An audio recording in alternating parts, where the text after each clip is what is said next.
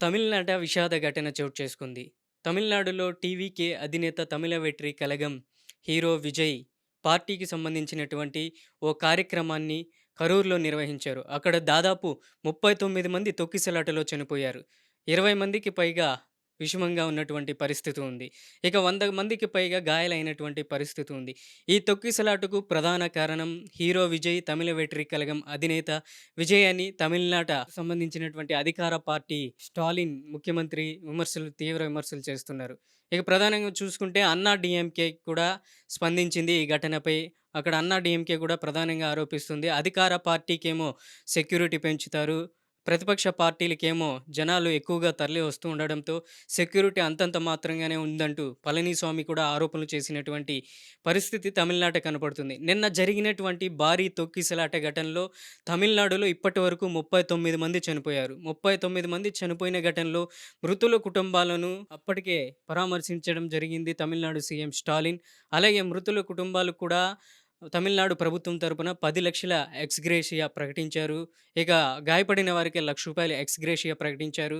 ఇక చూసుకుంటే ఇవాళ హీరో విజయ్ కూడా మృతి చెందిన వారికి రూ. 20,00,000 ఎక్స్‌గ్రేషియా, అలాగే గాయపడిన వారికి రూ. 2,00,000 ఎక్స్‌గ్రేషియా ప్రకటించడం జరిగింది.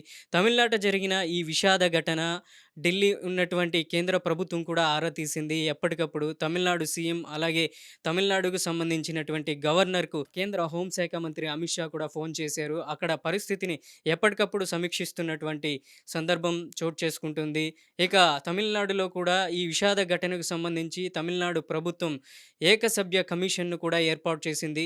దాదాపు ఇది 24 గంటల్లో నివేదికను సమర్పించాలని కూడా తమిళనాడు ప్రభుత్వం కోరింది. కేంద్ర ప్రభుత్వం కూడా దీనిపై ఆరా తీస్తుంది. ఇప్పటికే అక్కడ జరిగినటువంటి కరూర్‌లో జరిగినటువంటి భారీ కార్నర్ మీటింగ్‌లో అక్కడ ఎవరెవరైతే మీటింగ్‌కి అప్లై చేశారో, పోలీస్ స్టేషన్ నుంచి సర్టిఫికేట్ తీసుకున్నారో వాళ్ళపైన కూడా చర్యలు తీసుకోవడం జరుగుతుందనేసి ఇప్పటికే తమిళనాడు సంబంధించినటువంటి పోలీస్ యంత్రాంగం, అధికార యంత్రాంగం కూడా అప్రమత్తమైంది.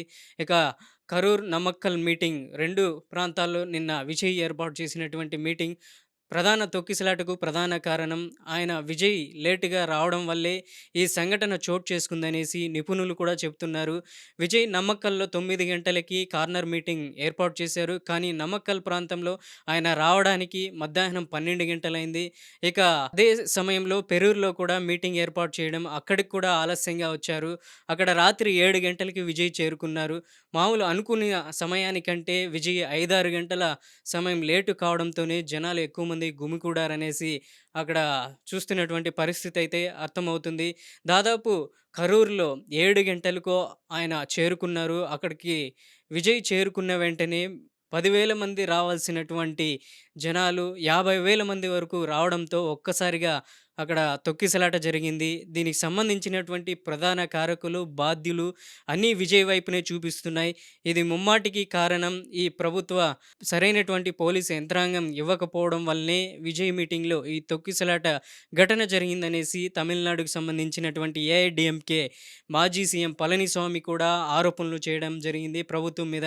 ఇక 2024 ఎలక్షన్స్‌లో ముందస్తుగా విజయ్ పార్టీ ప్రణాళికలను ఏర్పాటు చేసుకున్నటువంటి శుభ సందర్భంలో ఇలాంటి ఘటన, ఒక విషాదకర వార్త వినడం టీవీకే పార్టీ అభిమానులకి, అలాగే అక్కడ హీరోను అభిమానించే ప్రజలకు కూడా ఇది మింగుడు పడని విషయం. ఈ ఘటనతో కొంచెం దిగ్భ్రాంతి వ్యక్తం చేయాల్సినటువంటి పరిస్థితి అక్కడ నెలకొంది. దాదాపు మనం చూసాం శని, ఆదివారాల్లో విజయ్ కార్నర్ మీటింగ్‌లు ఏర్పాటు చేసినటువంటి సందర్భంలో నిన్న శనివారం జరిగినటువంటి ఈ మీటింగ్‌లో ఈ విషాదకర వార్త వినాల్సి వస్తుందని ఎవరు అనుకోలేదు. కానీ ఈ ఘటనకు ఎవరు బాధ్యులనేది ప్రభుత్వం చర్యలు తీసుకుంటుందా? లేకపోతే టీవీకే పార్టీ అధినేత విజయ్ మీద చర్యలు తీసుకుంటుందా? మొత్తానికి ఈ ఘటనకు ఎవరు బాధ్యులనేది కూడా స్పష్టత రావాల్సినటువంటి పరిస్థితి అయితే ఏర్పడింది. ఇక మృతుల కుటుంబాలకు సంబంధించినటువంటి బాధితులు ఎవరైతే ఉన్నారో 39 మంది చనిపోయారో, ఆ 39 మందిలో దాదాపు 16 మంది మహిళలున్నారు, 7 మంది చిన్నారులున్నారు.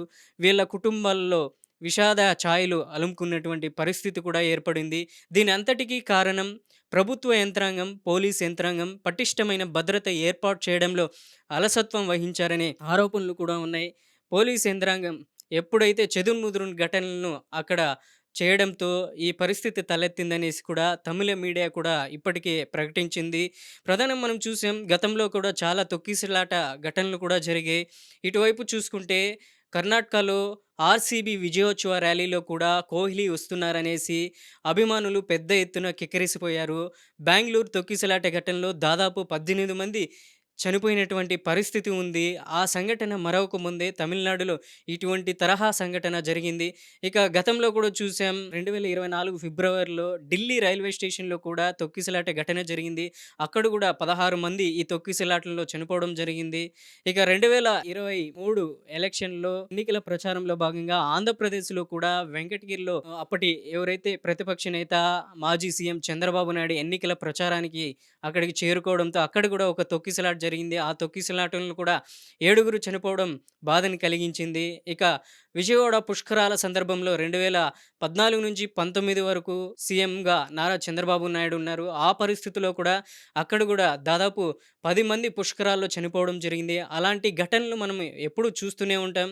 తాజాగా ఈ తమిళనాడు కరూర్‌లో జరిగినటువంటి విషాద వార్త, విషాద ఘటన దిగ్భ్రాంతికి వ్యక్తం చేస్తుంది. దాదాపు చాలామంది నిపుణులు కూడా చెప్తున్నారు. ప్రభుత్వాలున్నాయి, అధికార యంత్రాంగం ఉంది, కమాండ్ కంట్రోల్ ఉన్నారు. ఎప్పటికప్పుడు ప్రజలు భారీ ఎత్తున చేరుకున్నటువంటి సందర్భంలో ఇలాంటి ఘటనలకు ముందస్తుగా చర్యలు చేపట్టాల్సినటువంటి ప్రభుత్వ యంత్రాంగం అలసత్వం వహించడం వల్లే ఈ తరహా ఘటనలు తరచూ ప్రమాదాలకు చోటు చేసుకున్నాయంటూ కూడా చాలామంది నిపుణులు విశ్లేషిస్తున్నటువంటి పరిస్థితి అయితే కనపడుతుంది. ఇక మృతి చెందిన కుటుంబాలకు ఎక్స్‌గ్రేషియా అయితే ప్రకటించారు కానీ చనిపోయిన వాళ్ళని తీసుకురారు కదా! అలాంటి దుర్భరమైన ఘటన ఇక మీదట చోటు చేసుకోకూడదనేసి కూడా ఇప్పటివరకు చాలామంది నిపుణులు విశ్లేషిస్తున్నటువంటి పరిస్థితి అయితే తమిళనాట కనపడుతుంది.